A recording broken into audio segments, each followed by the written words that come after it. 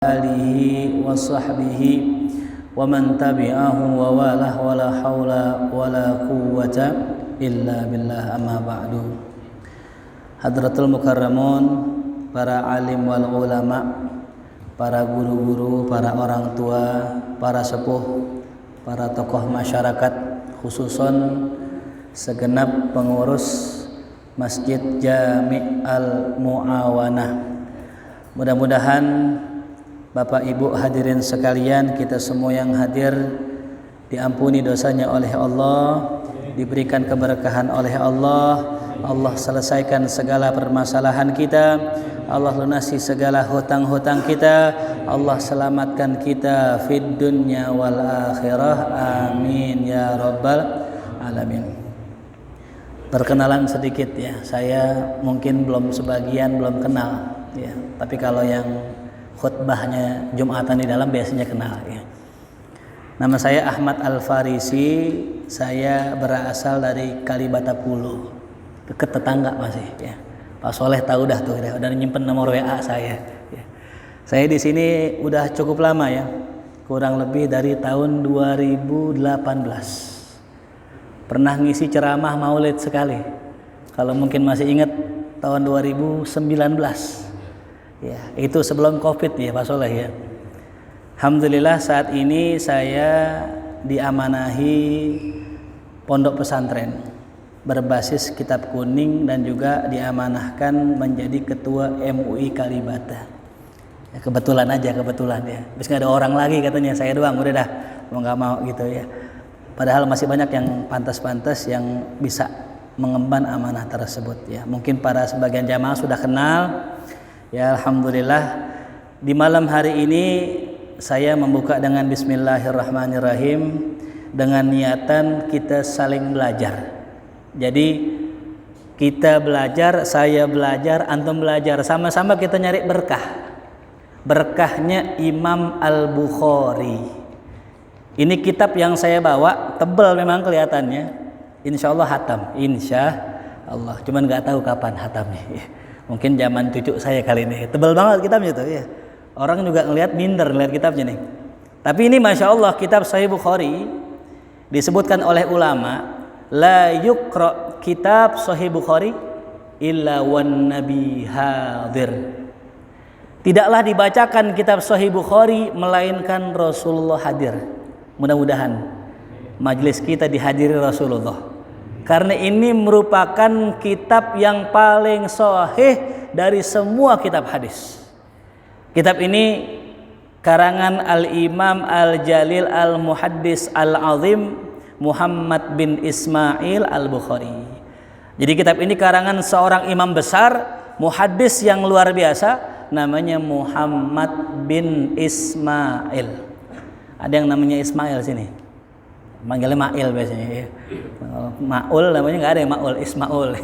Orang Betawi unik-unik namanya. Ada orang namanya Kardus, ada itu.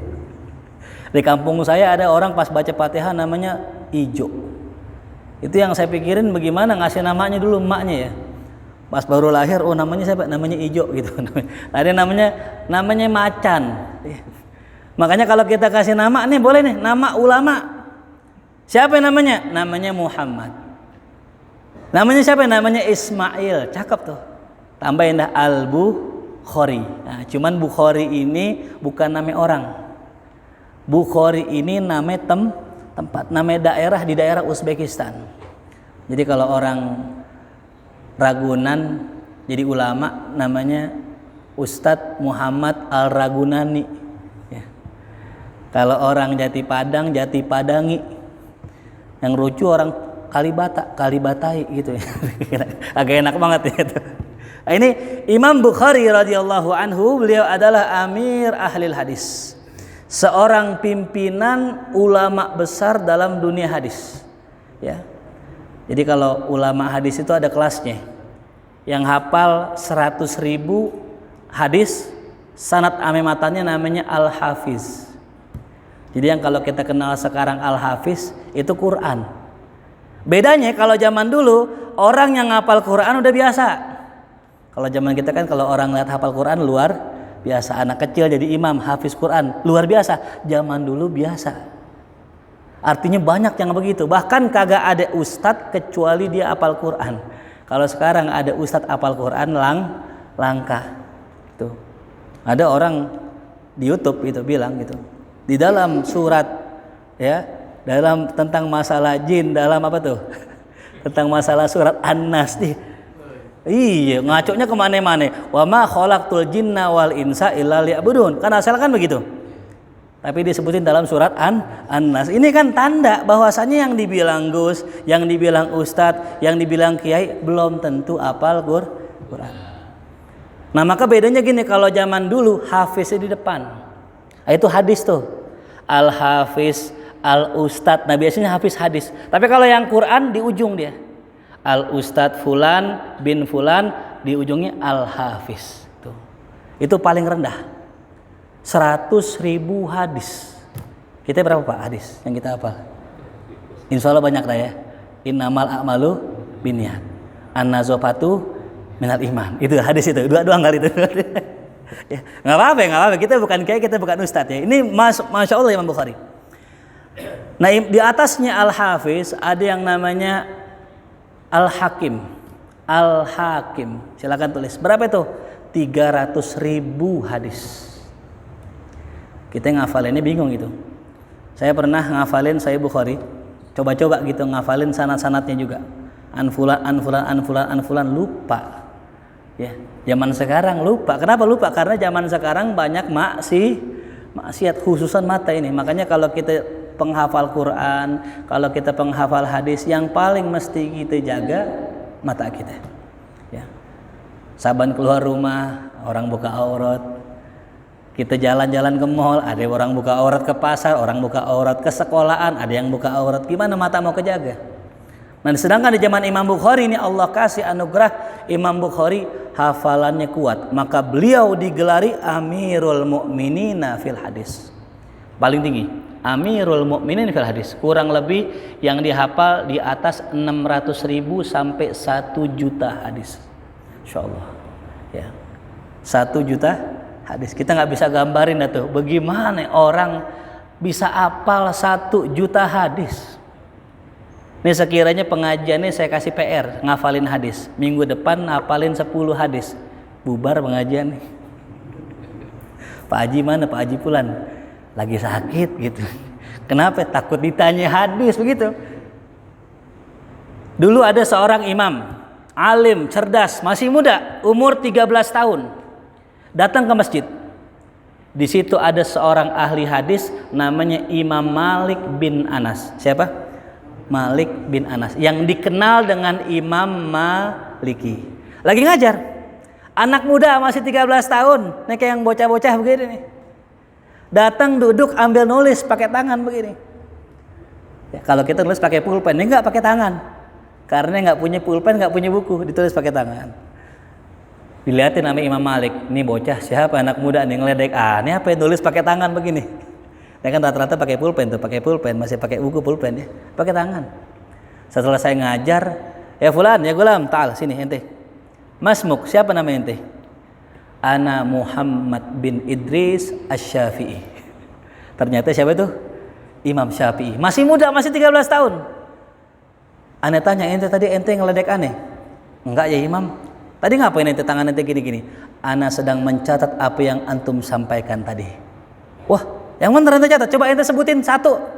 Disebutin. Ya Imam, bukan hanya satu hadis yang saya hafal. Semua hadis yang engkau sampaikan, saya hafal semua. Sekali dengar. Subhanallah. Ketika disampaikan 1 hadis, 2 hadis, 3 hadis, sampai 20-an hadis. Sekali ngaji, sekali dengar. Imam Malik bilang, ya fulan, ya sungguh aku melihat ada sesuatu yang besar yang ada pada dirimu nanti. Kelak engkau akan menjadi orang yang besar. Ternyata benar. Setelah 3 tahun belajar dengan Imam Malik, Imam Syafi'i jadi ulama besar. Tuh, 13 tahun anak di zaman dulu udah bisa jadi mufti, jadi ketua MUI. Anak di zaman dulu umur berapa? 13 tahun. Sekarang kita bandingin sama anak zaman sekarang 13 tahun. Udah bisa kitab apa? Udah hafal hadis berapa? Tuh. Bahkan Imam Syafi'i sebelum ngaji dengan Imam Malik belajar kitab Muwatta tebalnya segini kurang lebih, sama kitabnya. Imam Syafi'i ngapalin dulu kitabnya. Segini Pak, bayangin Pak, hadis. Segini tebalnya diapal Imam Syafi'i cuman dalam waktu 16 hari kurang lebih. Allah, 16 hari. Kata Imam Syafi'i, ketika aku menghafal, maka aku tutup sebelah kiri, aku baca yang kanan. Ketika aku baca yang yang kiri, aku tutup sebelah kanan. Ditanya, kenapa kok pakai ditutup? Kata Imam Syafi'i, karena aku sekali lihat huruf, aku langsung apal apa yang kulihat. Subhanallah. Sekali dengar langsung apal, sekali lihat langsung apal. Itu Imam Syafi'i gitu. Kalau kita ya Allah ngaji udah umur, ngaji Quran udah sekarang udah usia udah pensiun. Ngaji Quran mat tabi'i, mat asli. Ayah tanya mat apa? Mat palsu katanya gitu. Temannya mat asli gitu. Ya. Karena tadi tuh belajar di waktu muda kayak menulis di atas apa? Batu. Belajar di waktu tua kayak mengukir di atas air. Apa yang kita dapat lupa. Nah, makanya Imam Bukhari ini jadi pelajaran buat kita. Beliau ya dikatakan pemilik kitab hadis yang paling sahih. Ya. Makanya waktu kemarin pas corona ada yang menganjurkan baca kitab ini. Jadi kebiasaan para habaib, para guru-guru kita itu ya ditarim kayak mau dimari semua. Itu kalau baca lagi ada musibah paceklik baca kitab Sahih Bukhari, dibaca dari awal sampai habis. Itu insya Allah kelar seminggu ini. Baca mah nggak berhenti, baca 2 hadis 3 sampai habis. Cuman ganti-ganti yang digilir. Kalau sendiri meniran juga kita. Saya pernah coba baca sendiri pakai suara keras di depan makam Habib Ali Kuitang. Kan biasa kalau Rajab kan baca tuh di sana. Kita duduk juga sama. Depan makom kita duduk baca hadis Sahih Bukhari sampai 3 lembar. Habis 3 lembar pulang suara habis. Ya. Jadi kalau kita pengen menghatamkan ini boleh dengan cara bersama-sama. Baca atau yang lain nyimak. Pindah yang lain nyimak, pindah yang lainnya sampai hatam. Itu katanya kalau kita berdoa setelah menghatamkan kitab ini, doa kita makbul insyaallah. Ya. Karena selain Quran di bawahnya ada apa ya? Hadis, dan yang paling sahih kitab hadis Sahih Bukhari. Makanya kemarin waktu diminta ngajar mau kitab apa Ustadz gitu, saya bilang kitab fikih gitu. Kata jamaah, kata salah seorang pemuda, mungkin kalau fikih nggak semuanya sama gitu. Ya kan di sini kita beda-beda kan gitu ya, nggak semuanya sama ya. Ada yang takbirnya diangkat sampai kuping, ada yang takbir diangkat sampai dada, ada yang begini doang, Allahu Akbar gitu. Nah, beda kecil banget gini. Padahal kan yang sunnah ini, itu perbedaan nggak apa-apa. Ada yang sedekapnya begini, ada yang begini, ada yang di bawah gitu. Yang penting apa? Sedekap. Nah, itu perbedaan. Nah, kalau kita udah baca hadis, insya Allah ya ditengahin. Ya. Kalau kita baca kitab fikih kadang beda mazhab. Ini saya tanya di sini mazhabnya apa? Syafi'i. Karena di kampung sebelah ada mazhabnya Syafi'i tapi nggak kunut gitu. Saya bilang bukan Syafi'i mazhabnya. Kalau mazhab Syafi'i subuhnya apa? Kunut. Di sini kunut ya? Alhamdulillah ya. Tuh. Karena ada di tetangga sebelah, masjid belah sono jauh. Mazhabnya Syafi'i tapi nggak kunut. Itu namanya mazhab apa? Syafi'i bukan Syafi'i bukan itu ya. Ya, karena dari 4 mazhab 2 kunut, 2 enggak. Jadi kalau misal ada orang nanya, Ustadz saya sholat subuh nggak kunut, ya nggak apa-apa. Yang penting sholat subuh. Yang repot kunut doang nggak sholat subuh, itu repot itu. Nah, Imam Bukhari berkata, Yaqulul Bukhari sannaftus sahiha fi 16 sanatan. Aku ngarang kitab Sahih Bukhari, ini kata Imam Bukhari, pada usia 16 tahun. Allah. 16 tahun ngarang kitab Sahih Bukhari. Kalau 16 tahun kira-kira usia berapa Pak ya? SMP, SMA tuh? SMA. Jadi yang ngarang kitab Sahih Bukhari anak SMA, subhanallah. Anak kita SMA, lagi ngapain tuh? Lagi main Mobile Legend kali ya? Coba kita lihat anak-anak muda zaman kita 16 tahun, subhanallah. Ya. 16 tahun udah bisa mengarang kitab sedemikian besar ini. Ya. Bahkan kitab ini dikatakan kitab yang paling sahih. Ya, ulama yang tua aja zaman sekarang belum tentu bisa ngarang kitab kayak begini. Dan proses ngarang kitab ini nggak sembarangan, nanti kita bahas tuh. Jalannya, peginya, nyari ulamanya, nyari hadisnya. Bahkan dalam sebuah riwayat Imam Bukhari pernah ngejual hartanya untuk belajar. Saking banyak duit yang keluar buat belajar, buat modal ngaji, sampai Imam Bukhari jual-jual bajunya, jual kokoknya, jual sarungnya, jual sorbannya, jual gamisnya. Mohon maaf, sampai Imam Bukhari nggak punya baju lagi. Sampai berhari-hari dicari nih ame orang, Imam Bukhari mana gitu. Ketika dicari ternyata Imam Bukhari udah nggak punya baju. Karena habis duitnya buat belajar doang tuh. Orang begitu ngaji zaman dulu. Dikeluarin seluruh hartanya agar bisa mendapatkan ilmu. Bahkan Imam Bukhari pernah menjual unta kesayangannya untuk mendapatkan hadis yang jauh di negeri orang. Kalau kita lihat petanya, Imam Bukhari kan dari Bukhara. Bukhara itu Uzbek. Ya kalau Uzbek tuh pecahan apa ya? Uni Soviet. Kalau sekarang Rusia. Itu antum bayangin dari Rusia ke Mekah, jauh nggak? Kita aja kalau ke Mekah naik pesawat berapa jam? 8 jam kurang lebih ke Mekah tuh. Nah Imam Bukhari naik onta jalan dari Uzbek ke Mekah berapa jam tuh? Allah, nggak cukup jam-jaman itu, berhari, bisa berbulan. Yang unik ketika sampai ke tempat ulama yang beliau tuju, dipantau dari jauh. Ini ilmu ya. Kalau kita mau ngaji sama orang, jangan langsung ngaji, mantau dulu. Lihat dulu pengajiannya, enak nggak, cocok nggak, sealiran nggak, semazhab nggak. Jangan-jangan pas kita duduk pengajiannya beda, alirannya Syiah.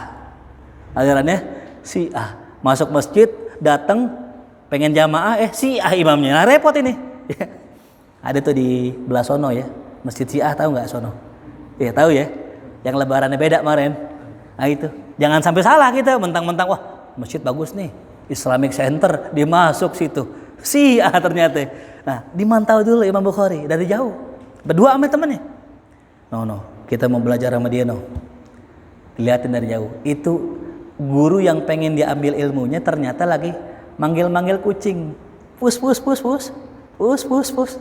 Ketika kucingnya datang, Imam Bukhari lihat, oh nggak ada makanannya. Wah, bohong nih orang nih. Pulang. Lah kok pulang? Ya jangankan manusia, kucing aja nggak salah dibohongin sama dia. Kucing yang nggak salah dibohongin. Bagaimana dia bisa amanah nyampein hadis sama kita tuh? Cuman gara-gara apa? Bohongin kucing, ogah ngaji sama tuh ustadz. Subhanallah. Ya. Kita bagaimana sama kucing? Sering bohong nggak sama kucing? Manggil pus, kagak ada makanannya tuh. Gagal kita jadi gurunya Imam Bukhari. Itu Imam Bukhari ketat. Jadi nggak mau belajar sampai pun ame orang yang tadi, yang tukang bohongin hewan tuh ya. Apalagi bohongin bini. Oh, sereman lagi kan gitu. Lagi di mana, Bang? Lagi di musola rapat, tau-tau di rumah jande. Nah, uzubillah min zalik ya. Di sini enggak ada insyaallah ya. Tuh. Bagaimana kita mau bisa belajar dengan benar? Gurunya enggak benar tuh. Nah, jadi sampai tadi Imam Bukhari ngarang kitab dalam usia 16 tahun. Coba kita bayangkan ya. Bagaimana orang umur 16 tahun bisa ngarang sehebat ini? Gitu. Bahkan dikatakan wa ja'altuhu, aku jadikan kitab ini hujjatan fima baini wa bainallah, aku jadikan kitab ini sebagai hujjah, argumentasi saya nanti di hari kiamat antara aku dan Allah. Ya, jadi kalau misalnya Imam Bukhari nanti dihadapkan sama Allah di yaumil hisab, Imam Bukhari akan keluarkan kitab ini sebagai bukti, ya Allah, saya sudah menolong agamamu. Ya Allah, saya sudah menolong sunnah Rasulmu ini. Kita boleh-boleh aja Pak, nanti di hari kiamat. Mudah-mudahan di antara kita banyak yang masuk surga, amin.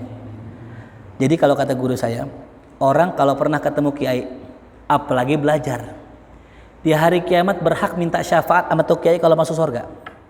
Bahkan kalau penghafal Quran itu dapat kuota untuk masukin orang ke dalam surga 10. Jadi beruntung Bapak Ibu sekalian yang punya anak hafal Quran. Meskipun bapaknya udah pasti masuk surga, kata Nabi kita Muhammad SAW, maka itu anaknya itu yang hafal Quran berhak menarik dia dari neraka. Berhak. Berapa orang? 10. Pak Soleh berapa anaknya? 3. Ada yang hafal Quran? Bikin 1 anak yang hafal Quran khususon. Yang rendah 2 duniawi nggak apa-apa. Yang 1 hafal Quran. Kenapa nih yang 1 bisa nolongin bapaknya? Yang repot nih masalahnya anaknya 20. Yang hafal 1. Nah, milih siapa itu dia keluarganya? Yang mana nih? Yang mau tolongin yang mana? Cuma berapa? 10. Itu kalau penghafal Quran. Lain sama ulama.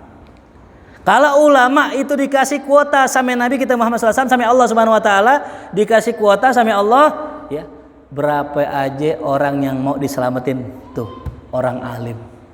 Jadi 1 orang, 2 orang, 1 majelis, 2 majelis itu bisa ketolong. Jadi kita doain guru-guru kita masuk surga, amin. Kita doain nih orang-orang tua kita masuk surga. Kenapa? Nanti di hari kiamat kita bisa ngadu ya Allah. Ya Allah, bentar ya Allah. Kenapa ya hambaku? Aneh, kok masuk neraka ya Allah? Emang kenapa? Aneh kan dulu malam minggu sering hadir nih majelis Sahih Bukhari. Aneh sering baca tuh kitab Sahih Bukhari ame gurunya Ustadz Faris tuh. Aneh pengen minta syafaat sama dia dulu. Misalnya nih aneh masuk surga, amin ya. Aneh lihat, oh masya Allah fulan, ngapa? Ustadz, aneh kan ngaji mantum, tolongin aneh di hari kiamat, tolongin aneh lagi susah nih. Oh ya khair, ente masuk kelompok aneh tuh. Sebegitu mudahnya ulama kalau masuk surga, dia bisa ngasih syafaat ke siapapun orang yang dikehendaki. Bahkan orangnya nggak dikenal, tapi dia hadir, dia bisa minta tuh di hari kiamat. Nah, apalagi Imam Bukhari. Ya, bahkan dikatakan oleh guru-guru kita, orang yang ikut mazhab Syafi'i, yang iltizam dengan mazhab Syafi'i nanti di hari kiamat berada di belakang kelompok benderanya Imam Syafi'i. Ya. Di mana Imam Syafi'i? Surga neraka? Surga pastinya. Insya Allah orang yang istiqomah bermadzhab Syafi'i di belakangnya Imam Syafi'i. Tuh. Orang yang beristiqomah di mazhab Maliki di belakang Imam Maliki. Begitu seterusnya. Tapi kalau orang yang bermadhab dengan madhab ya anak-anak band yang ngikutin seleng misalnya, ya nanti dibawa bendera seleng di belakang gitu. Siapa yang mau jadi mengikut seleng, dibawa bendera seleng. Ada kan kalau tiap konser tuh kan. Mau konser apa aja ada tuh, mau kangen band kayak mau Peter Pan, pokoknya bendera seleng ada itu. Itu di hari kiamat bentar ada juga bendera dia. Yang cinta sama mereka kana ma'ahum fil qiyamah, maka bersama mereka nanti di hari kiamat. Kalau kita cinta dengan Imam Bukhari, insya Allah kita di akhirat bersama Imam Bukhari. Itu ya. Jadi Imam Bukhari apa yang ngomong begitu? Aku jadikan kitab ini sebagai hujjah. Kemudian walam yashhad tarikhul Islam mithlahu, tidak pernah dalam sejarah disaksikan ada orang yang kayak Imam Bukhari, nggak pernah ada. Ya. Bahkan dikatakan fi quwwatil hifzi, di mana beliau punya hafalan yang sangat kuat. Wa diqqatir riwayati, detil periwayatannya. Ini saking kuatnya Imam Bukhari, pernah dalam sebuah kisah diceritakan Imam Bukhari datang ke kota Baghdad. Ya, dari Uzbek ke Baghdad, jauh banget tuh. Ke kota peradaban Islam di zaman itu, kalau nggak Umayyah Abbasiyah lah, saya lupa. Intinya ke Baghdad. Sampai di kota Baghdad, Imam Bukhari dites sama ulama Baghdad semua. Nanti nih ada ulama besar, namanya Imam Bukhari, ahli hadis. Coba ente 10 orang, kasih Imam Bukhari 10 hadis, yang hadisnya ente acak-acak perawinya, sanadnya diacak-acak. Anfulan, cuma diacak-acak. Dibikin salah semua. 1 orang berapa? 10. Berarti kalau 10 orang berapa? 100. Imam Bukhari duduk. Ya Imam Bukhari, aneh mau tanya antum, apakah antum tahu hadis ini? Anfulan. Qala Rasulullah, bersabda hadisnya begini. Imam Bukhari geleng. Aneh nggak tahu tuh hadis. Coba yang satu lagi. Ini anfulan sampai Rasulullah. Tahu nggak? Nggak tahu. Sampai 100 hadis. Imam Bukhari geleng kepala. Kenapa? Itu semua aneh nggak pernah dapatkan dalam hadis Nabi Muhammad SAW. Nah ternyata ya Imam Bukhari bilang begini. Tapi tadi ente menyampaikan hadis yang pertama, hadisnya begini. Yang salahnya disebut. Padahal cuma nyebut 1 kali. Hadis yang salahnya disebut satu kali, Imam Bukhari langsung hafal, langsung dikoreksi. Yang benar hadisnya begini, ini dia di sini, ini sampai 100-100-nya dihafal sekali dengar. Nggak ada orang yang kayak begitu. Ya. Kita kalau yang namanya dengar omongan orang, kira-kira nambah apa kurang? Biasanya dengerin orang apa? Nambah. Ya. Nyampein, ada anak muda nyampein, Pak Haji Pulan lagi main karambol gitu. Dengar temennya, Pak Haji Pulan lagi main karambol sama perempuan. Nambah. Ada minumannya, terus nambah. Omongan orang begitu kan. Imam Bukhari enggak, disebutkan, dijelaskan semua dengan detail. 100 hadis yang salah diapal langsung. Ini kalau kata ulama kayak kaset. Kayak apa? Kaset gitu. Was-sabr 'alal bahas, begitupun beliau juga bersabar dalam membahas hadis ma'akillatil imkanat, disertai dengan kecilnya kemungkinan. Artinya apa? Imam Bukhari bukan orang kaya, tapi mampu berjalan, mampu pergi ke tempat-tempat yang lain padahal susah. Ya. Kita kadang ngajinya dekat rumah, kadang nggak sampai, padahal ngaji sama tetangga.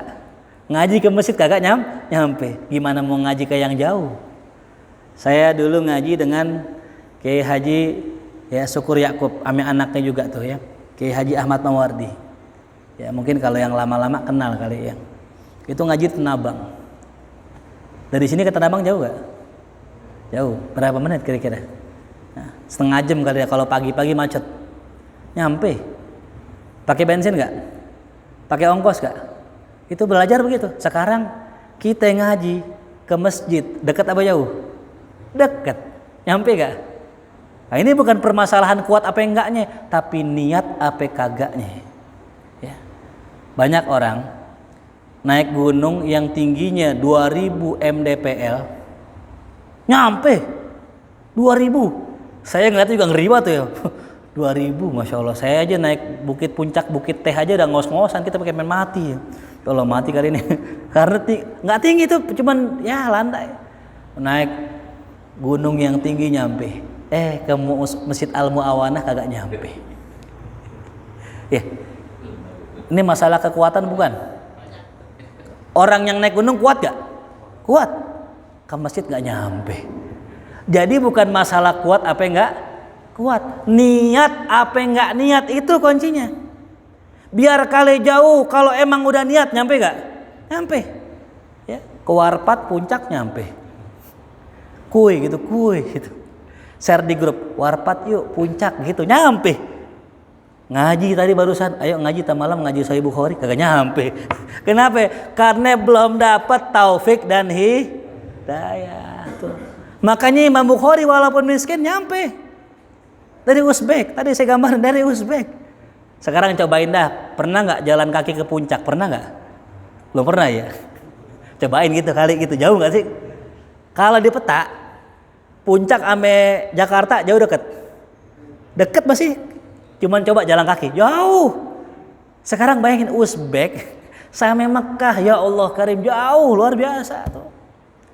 Ya. Dan bahasa orang Uzbek, bahasa orang Bukhara bukan bahasa Arab, betul ya? Orang Uzbek tahu kan bahasanya? Yang ada nop-nop, cop-cop gitu kan ya. Gorbachov, apalah bahasa-bahasa Rusia. Itu Imam Bukhari ahli bahasa Arab.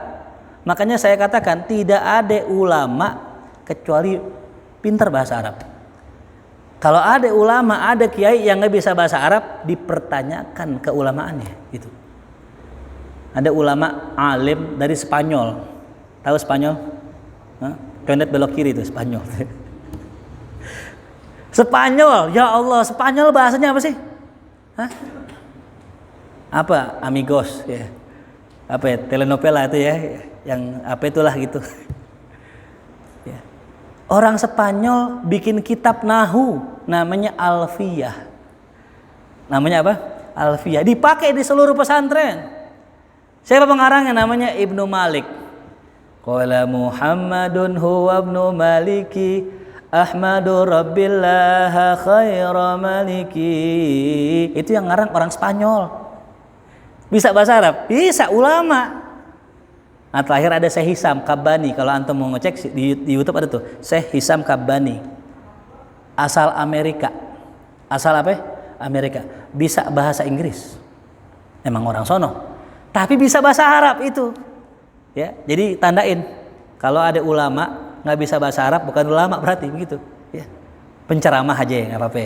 Dai, mubalik nggak apa-apa. Tapi kalau ulama bukan. Karena syaratnya ulama adalah ngerti, paham bahasa Arab. Hatta asbaha manaratan fil hadis. Sampai Imam Bukhari menjadi menara yang sangat tinggi dalam dunia hadis. Bahkan dikatakan menurut salah seorang ulama, la a'lam anni ra'aitu mithlah, aku belum pernah lihat bahwa aku melihat orang yang semisal dengannya. Aku belum pernah lihat orang yang kayak Imam Bukhari. Ka'annahu lam yukhlaq illa lil hadis, seakan-akan Imam Bukhari kagak Allah ciptakan kecuali buat hadis. Ya, jadi kalau kita ngomong Imam Bukhari, ilmunya apa nasi yang beliau tahu? Semua ilmu beliau tahu. Cuman kalau kita ngomong Bukhari, yang terbetik dalam otak kita apa? Hadis. Gitu. Nah, sampai Imam Bukhari ini rahimahullah, ya, beliau diuji sama Allah ketika masih kecil dengan penyakit buta. Ini Imam Bukhari masih kecil, ya masih usia belia, mungkin 5 tahun 6 tahun. Pas bangun tidur matanya buta. Ya. Coba bayangkan ya, kita punya anak yang kita sayang-sayang pengen jadi ulama, buta. Baca Quran bagaimana? Baca kitab gimana? Ngaji gimana? Nah, kemudian bagaimana selanjutnya? Ibunya berdoa kepada Allah. Ibunya doa sama Allah, ya Allah, tolong sembuhkan anak saya Bukhari, ya Allah, ya. Tolong sembuhkan anak saya Muhammad, ya Allah. Tolong sembuhkan anak saya Muhammad. Dibaca Quran, didoa, baca Quran, doa, nangis tiap hari. Tiap hari emaknya nangis. Doain Imam Bukhari. Nah, Imam Bukhari uniknya ketika itu lagi belajar Quran, lagi ngafal Quran, lagi tahfiz. Kalau kata kita sekarang lagi tahfiz. Dari surat Al-Baqarah, Al-Fatihah sampai surat Qaf. Ketika baca surat Qaf ada sebuah ayat, ya, yang mana ayat tersebut, ya, berbunyi laqad kunta fi ghaflatin min hadza, sungguh engkau sebelum ini mengalami ghaflah. Fakashafna anka ghita'ak, maka sekarang kami singkap penutupmu. Fabasarukal yauma hadid, maka pada saat itu matamu menjadi tajam. Seketika Allah kasih, ketika baca itu Allah singkapkan penglihatannya. Allah bikin bisa ngelihat tuh. Itu antum bayangin lagi ngafal Quran panjang, ya. Sehingga kata ulama apa? Kalau yang sakit pengen baik, berobatlah dengan Al-Qur'an. Wa nunazzilu minal Qur'an ma huwa syifa. Ini kita punya air nih, ya. Yang punya air kita nggak usah jauh-jauh ke Gus Samsudin Jadab, nggak usah, ya, nggak usah jauh-jauh, ya. Cukup kita bacakan air yang kita punya ini, baca suratul Fatihah, ya, dengan niat pengen kesembuhan. Saya contohin ya, Bismillahirrahmanirrahim. Al-Fatihah biniyati syifa wassalamah ala hadhihi niyya al-Fatihah. A'udzubillahi minasy sampai selesai waladul amin, tiup. Kenapa ditiup? Biar Al-Quran yang tadi udah kita baca, liur kita masuk ke sini, ya. Itu boleh. Kenapa boleh? Karena yang kita baca tadi Al-Quran. Apa tiup? Yakinin bismillah, minum bismillahirrahmanirrahim. Ini contohin minumnya, ya, biar jelas. Alhamdulillah, itu lebih enak lagi pakai kopi bacanya. Bismillahirrahmanirrahim. Ini bergantung juga sama keyakinan kita. Yang yakin sembuh beneran. Kita ngapa sih kalau ke orang pintar dikasih air, pulang kita minum, bis itu baik. Kenapa? Selain ini doa, ada suges, ya. Karena kesembuhan itu kan dari mana? Dari hati. Kalau orang hatinya sumpek kagak sakit, jadi sakit. Ya. Lagi sehat nih, tahu-tahu dikirimin pesan sama tetangga kita. Tuh si Fulan meninggal tuh, sakitnya sama kayak elu, jadi sakit. Tadinya sehat, dapat kabar buruk jadi apa? Sakit. Makanya nerima berita yang baik-baik aja, ya. Tuh. Lagi sehat, pulang kerja, buka pintu rumah ada undangan mantan, langsung sakit. Mantan tersayang lagi. Itu sakit langsung tuh. Kenapa tuh? Nih masalah di sini. Kalau orang sininya sehat, badan sehat, walaupun sakit, bener gak? Orang lagi sakit, dapat kabar, dapat duit gusuran, sehat gak langsung? Kenapa? Isi ini baik. Coba orang lagi sehat, Mbak, duit abah hilang 5 juta, langsung sakit itu. Kenapa tuh? Dapat berita kagak baik. Makanya itu penting jaga hati. Ya. Jadi suges. Ada cerita dari guru saya, ada orang sakit puyeng, kepalanya puyeng, pusing. Ya. Ketika pusing dibeli obat di warung. Ketika beli obat, dibuka, ditaruh kantong. Dia nggak langsung minum, dia lagi ngobrol. Diminum dah tuh, diambil di kantong, diminum pakai air, plek, langsung ditelan karena dia takut lama-lama di mulut, dia langsung telan. Habis rapi, puyengnya hilang. Nggak lama dia bawa kantong, dilihat, nah obatnya masih ada. Nah ini apaan nih tadi gue makan? Kancing ngecopot gitu. Ternyata dimakan apa? Kancing aja dimakan baik, asal yakin tuh ya. Jadi ini bukan masalah sakti, hanya itu masalah yakin. Tadi kita nggak usah jauh-jauh ke orang pinter, minum baca bismillah, yakin insya Allah. Kenapa saya kok udah cobain kok nggak bisa juga nggak baik? Karena kurang yakin. Beda yakinnya sama orang pinter itu. Ya. Orang hikmah, kalau orang bilang orang apa? Orang hikmah tuh ya. Jadi demikian. Nah jadi Imam Bukhari pernah sakit buta. Ya. Ini biar kita tahu. Tapi ada yang lagi yang lebih sedih lagi. Itu Imam Al-Habib Abdullah bin Alwi Al-Haddad yang kita kenal dengan pengarang Rotibul Haddad. Itu bukan cuman sekedar kayak Imam Bukhari, dari lahir beliau sudah lahir dalam keadaan buta ya. Sekarang coba bayangin, kita punya anak lahir buta, sedih nggak? Sedih. Tapi unik orang tuanya, ketika anaknya lahir dalam kondisi buta, Imam Habib Alawi Al-Haddad, beliau orang tuanya kagak sedih, malah mengucapkan ketika tahu anaknya buta, kata orang tuanya, alhamdulillah, subhanallah. Tahu anaknya buta, tahu anaknya kekurangan, tapi bilang apa? Alhamdulillah. Ditanya, ya Habib, kok antum bilang alhamdulillah, kan anak antum buta? Apa jawaban beliau? Iya betul, anak aneh nggak bisa maksiat matanya. Allahu Akbar. Ya. Kita ini zaman sekarang zaman maksiat mata. Mau ngapa-ngapain maksiat. Buka Facebook, scroll dikit, puter, ada yang maksiat. Buka YouTube, ngaji. Buka channel ngaji nih kan, YouTube ngaji nih. Ada iklan, Shopee COD. Ada iklan lagi. Mana iklannya perempuan lagi kan, ya Allah ya Karim. Bener ya? Kita pernah lagi muhasabah di pinggir pantai, Pak. Luar Batang lurus lagi itu, di pinggir pantai tempat kholwatnya Habib Abdul Qadir, di pinggir pantai persis. Kita muhasabah, nangis ya Allah gitu. Pas ketika kan kita pakai backsound kan tuh, backsoundnya sallallahu alaihi ilahilas tulil firdausi ahlan. Itu semua jamaah udah pada nangis semua. Pinggir pantai, masya Allah sahdu banget, tengah malam jam 2 di pinggir pantai, muhasabah. Mungkin nggak ketemu lagi kali model kayak begini ya. Itu lagi nikmatin ilahilas. Namanya YouTube, kita setel ada iklannya, Shopee COD. Jadi sedih, jadi nggak sedih gitu. Makanya pastikan kalau muhasabah besok jangan pakai YouTube, tahu-tahu ada iklan Shopee COD itu, ngerinya tuh. Jadi nggak sedih nih. Jadi untung kita bisa skip tuh ya, masya Allah. Nah, kemudian ya Imam Bukhari sebegitu alimnya beliau. Ini suatu hari beliau ngikut seorang, ngikut. Ini kalau ada Isa bilangin ya, bunyi gak? Bunyi, alhamdulillah ya. Sampai subuh ya, namanya kuliah subuh ntar ya. Imam Bukhari lagi ngaji sama temennya. Udah berhari-hari Imam Bukhari kagak nyatet, borok-borok nulis gitu, megang bupennya kagak. Temennya nanya, Bukhari ente ngikut aneh, lama-lama kagak nyatet ilmu. Kan udah jauh-jauh kita ke rumah Syekh Fulan, masih ente nggak tulis kan begitu ya? Ilmu kan kalau kita nggak tulis kan hilang. Apa kata Imam Bukhari? Ya Fulan, sejak ngaji dari awal sampai sekarang aneh udah apal semua yang dikatakan guru kita. Masya Allah. Jadi nggak pakai nulis. Di zaman Nabi, aib orang kalau bisa baca, bisa nulis, aib. Kalau kata kita kayak orang nggak punya ijazah kali ya. Dikata maaf, kayak orang bego. Sampai ada seseorang ketika itu ngelihat syair, kan kalau zaman dulu ada lomba syair. Itu syair ditulis di pintu Ka'bah. Yang menang ditulis dipajang di Ka'bah.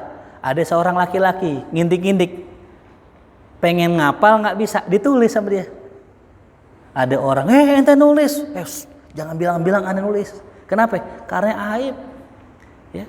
Makanya mohon maaf ya, kalau zaman dulu begitu, orang tuh ngandelin akalnya, ngandelin apa? Apalannya. Kalau sekarang kakak ngandelin buku. Makanya orang sekarang kalau ngaji, kalau nyatet bagus. Kalau orang dulu kalau nyatet apa? Bego tuh. Kenapa? Karena tadi orang dulu ngandelin ininya. Imam Bukhari pun sama, ikut ngaji berhari-hari kagak nyatet. Sudah hafal kurang lebih 15.000 hadis. Subhanallah. Ya. Kalau kita wallahu a'lam, berapa yang kita hafal wallahu a'lam tuh ya. Sampai beliau mengatakan, dikatakan di sini, adal ulama menganggap kita Sahih Bukhari ini adalah kitab yang paling sahih. Di bawah Sahih Bukhari namanya Sahih Muslim. Ulama katakan huwa alal kutub as-sittah sanadan ila Nabi sallallahu alaihi wasallam. Itu adalah kitab yang paling sahih yang disandarkan kepada Nabi. Fi syai'in katsirin minal ahadis. Ya. Wa dzalika li anna Abu Abdullah asanna al-jamaah. Ya. Asannu al-jamaah wa aqdamuhum laqiyan lil kibar. Akhadha an jama'atin yarwil a'imma al-khamsa anhum. Nah dia. Kenapa alasan Imam Bukhari itu lebih sahih daripada Imam Muslim? Jawabannya gini, Imam Muslim kalau nyari hadis, ketemu nih sama perawinya nih, ente masih punya guru nggak? Masih, di mana? Jauh sono, udah nggak disamperin, udah cukup ente aja dah. Yang penting sama ente udah dapat hadis. Kalau Imam Bukhari nggak, ente punya guru nggak? Masih punya, udah. Di mana guru ente? Di sono, disamperin. Ya. Jadi kalau antum ngaji sama aneh masih punya guru kan? Nah antum langsung ke guru aneh, itu Imam Bukhari. Dia nggak mau belajar sama yang murid-murid, dia maunya yang besar-besar. Disebut dalam hadis namanya tulis hadis ali, hadis yang lebih tinggi derajatnya. Kalau am yang rendah-rendah namanya hadis nazil, hadis yang rendah. Yang kedua, kata ulama Imam Bukhari kalau nulis kitab, ya, ma wada'tu fi kitabis sahih hadisan illa tasaltu. Mau nulis satu hadis mandi wajib dulu, mandi sunnah dulu, mandi dulu. Ya. Kemudian abis mandi aku sholat 2 rakaat sholat istikharah. Coba bayangin, beliau nulis kurang lebih 6.000 hadis. Kita kali 2 berapa ya? Berarti beliau sudah sholat 12.000 rakaat untuk nulis kitab ini. Tuh. Jadi kalau kita nulis semakin gampang nulis, semakin cepat orang lupanya. Tapi kalau kita semakin sulit menulis, berat tantangannya, nah semakin awet. Tuh. Ya kayak kita punya cincin. Ustadz kalau punya cincin sering hilang, betul ya? Antum bagi ustadz di cincin, hilang dah pokoknya. Sampai saya bagi siapa aja, habaib kayak ustadz saya bagi cincin nih, umumnya hilang. Kenapa hilang? Kenapa cincin sering hilang? Jawabannya, karena nggak pernah beli. Karena nggak pernah beli. Orang kalau beli dijaga nggak? Dijaga.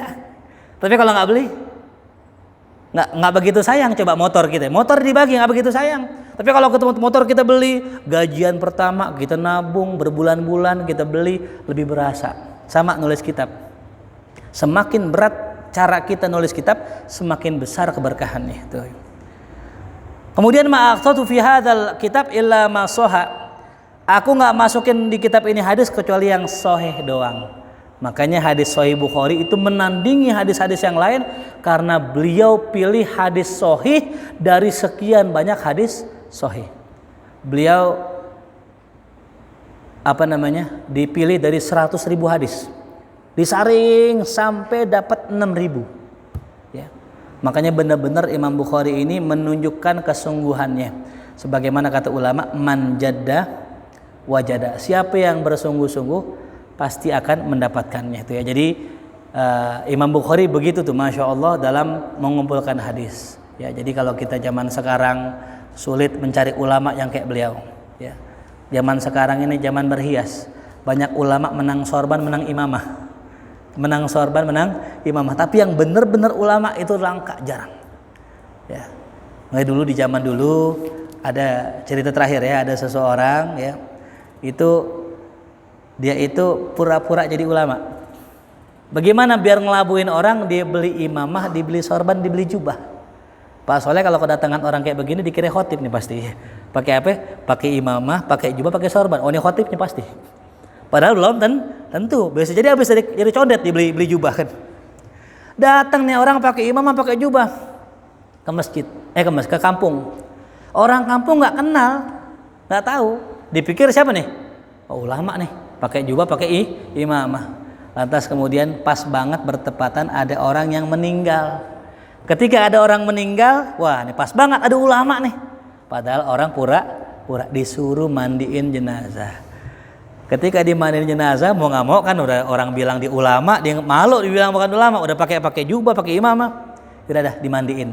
Cuma Anda kasih syaratnya tutupin semua tempat. Aneh mau sendirian aja. Ditutup semua di pinggir sungai, dimandi karena biar gampang ngambil air. Ketika lagi dimandiin, dibalik sono, balik sini, itu jenazahnya jatuh ke kali. Tuh.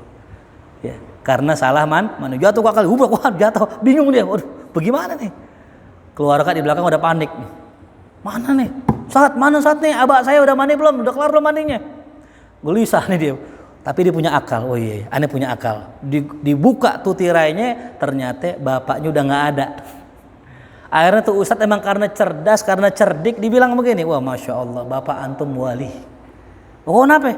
Tadi bapak antum dibawa ame malaikat. Padahal jenazahnya kemana? Nganyut ke kali. Tuh gambaran bahwasanya kita jangan ketipu sama yang namanya penampilan. Belum tentu yang pakai imamah ulama, belum tentu yang pakai kaos biasa bukan ulama. Bisa jadi yang biasa justru ulama ya.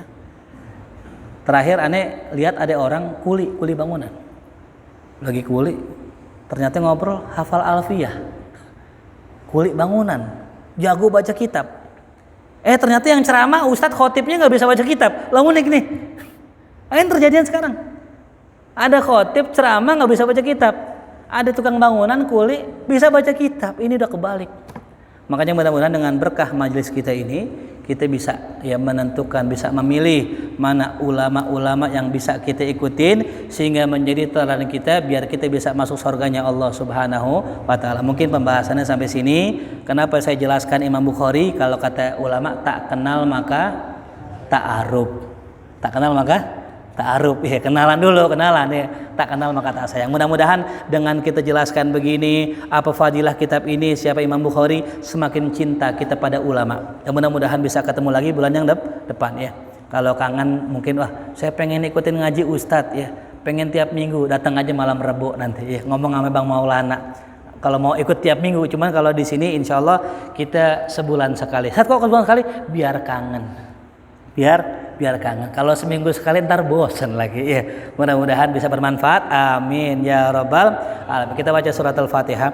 Kita khususkan buat seluruh para jamaah hadirin yang sedang hadir, mudah-mudahan dikabul segala hajatnya, dimudahkan segala urusannya, dijadikan ya umurnya panjang dalam taat pada Allah, matinya husnul khatimah. Kita doakan juga buat orang-orang tua kita, buat sanak famili kita, buat wakaf para masjid ini yang telah berpulang ke rahmatullah, mudah-mudahan diampuni dosanya, dimaafkan kesalahannya. Semua pengurus yang berjuang di masjid ini mudah-mudahan diberikan kesehatan, keafiatan zahir dan batinnya. Ala hadhihi al-Fatihah. A'udzu billahi minasyaitonir rajim. Bismillahirrahmanirrahim. Alhamdulillahirabbil alamin arrahmanir rahim maliki yaumiddin. Iyyaka na'budu wa iyyaka nasta'in. Shiratal mustaqim. Shiratal ladzina an'amta 'alaihim ghairil maghdubi 'alaihim waladdallin. Allah bihaqqil Fatihah.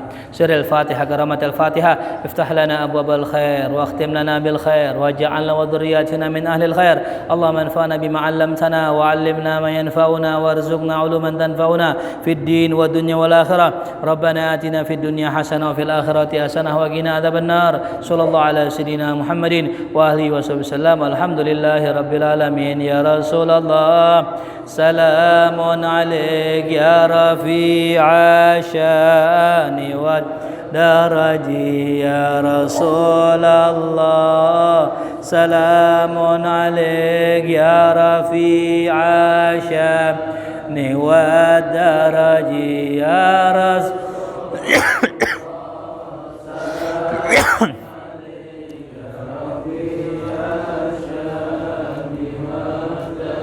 Allahumma salli wa sallim wa barik alaihi. Kurang lebih maaf. Assalamualaikum warahmatullahi wabarakatuh.